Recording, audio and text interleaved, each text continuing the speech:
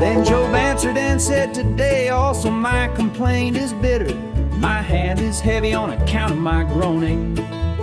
Oh, that I knew where I might find him, that I might come even to his seat. I would lay my case before him and fill my mouth with arguments. I would know what he would answer me and understand what he would say to me. Would he contend with me in the greatness of his power? No, he would pay attention to me there. An upright man could argue with him, and I would be acquitted forever by my judge. Behold, I go forward, but he is not there, and backward, but I do not perceive him. On the left hand when he is working, I do not behold him. He turns to the right hand, but I do not see him. But he knows the way that I take. When he has tried me, I shall come out as gold. My foot is held fast to his steps. I've kept his way and have not turned aside. I've not departed from the commandment of his lips. I have treasured the words of his mouth more than my portion of food. But he is unchangeable, and who can turn him back? What he desires, that he does. For he will complete what he appoints for me, and many such things are in his mind. Therefore I am terrified at his presence.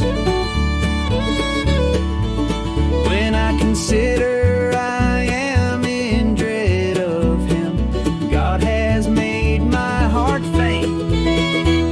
The Almighty has terrified me, yet I am not silenced because of the darkness, nor because thick darkness covers my face. Why are not times of judgment kept by the Almighty? And why do those who know him never see his days? Some move landmarks, they seize flocks and pasture them. They drive away the donkey of the fatherless. They take the widow's ox for a pledge. They thrust the poor off the road. The poor of the earth all hide themselves. Behold, like wild donkeys in the desert, the poor go out to their toil seeking gain. The wasteland yields food for their children. They gather their fodder in the field, and they glean the vineyard of the wicked man. They lie all night naked without clothing, and have no covering in the cold. They are wet with the rain of the mountains, and cling to the rock for lack of shelter. There are those who snatch the fatherless child from the breast, and they take a pledge against the poor. They go about naked, without clothing. Hungry, they carry the sheaves. Among the olive rows of the wicked, they make oil. They tread the wine presses, but suffer thirst. From out of the city, the dying groan, and the soul of the wounded cries for help. Yet God charges no one with wrong. There are those who rebel against the light, who are not acquainted with its ways, and do not stay in its paths. The murderer rises before it is light, that he may kill the poor and needy, and in the night he is like a thief. The eye of the adulterer also waits for the twilight, saying, no eye will see me. And he veils his face in the dark. They dig through houses, by day they shut themselves up. They do not know the light, for deep darkness is morning to all of them, for they are friends with the terrors of deep darkness.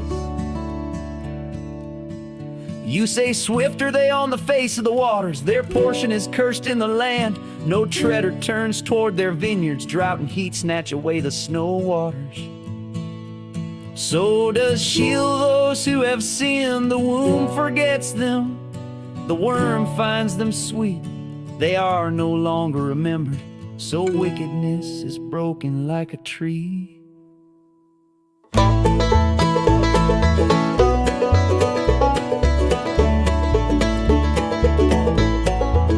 They wrong the barren, childless woman, do no good to the widow.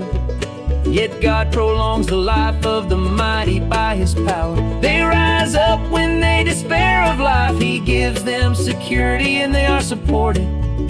And His eyes are upon their ways. They are exalted a little while and then are gone.